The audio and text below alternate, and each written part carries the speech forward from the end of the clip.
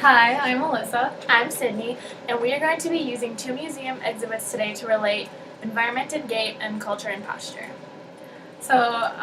First we looked at how environment affects gait, and our thesis on this was that a lack of shoes in combination with uneven terrain and the plains environment that the Native Americans lived in affected their gait by allowing natural ankle range of motion and increased stability of their foot and ankle due to the constant activation of their intrinsic and ankle foot muscles as they walked over their uneven terrain.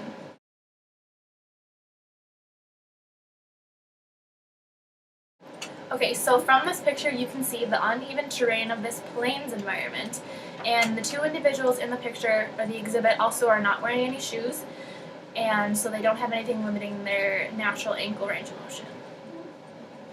Okay, and then comparing this to our culture, when we encounter uneven terrains, we tend to wear more stable shoes like hiking boots.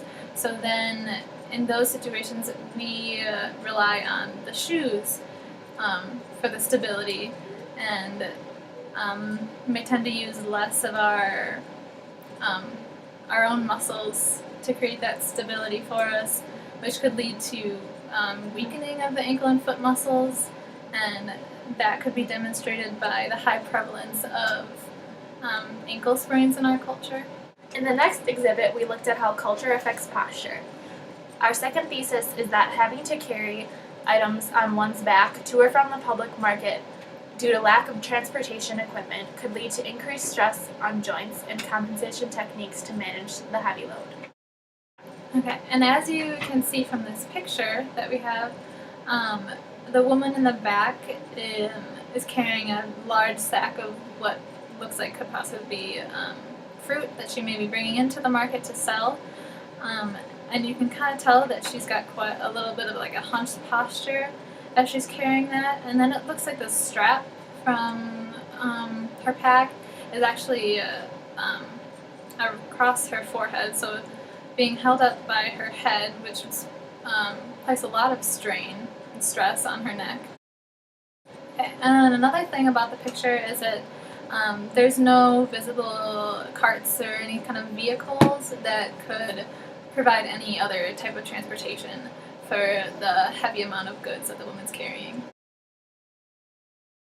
So to compare this exhibit to our culture, when we go to the grocery store or to a market, we have things like carts inside the grocery store that we can put our items in. We don't have to carry them, so that's less stress on our bodies. And then when we leave, we put the groceries in our cart and we drive home, and we're not carrying them up hills just on our backs.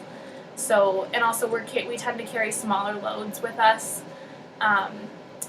These are just things that we've adapted in our culture to be able to put less strain on our body and use different modes of transportation to help us. And then in reflection of this project, it made us think of how different types of footwear affect our gait, and what external things affect our stability of our foot, and how they affect or change the natural motion of our foot and gait pattern. And then just thinking about what types of footwear are the best and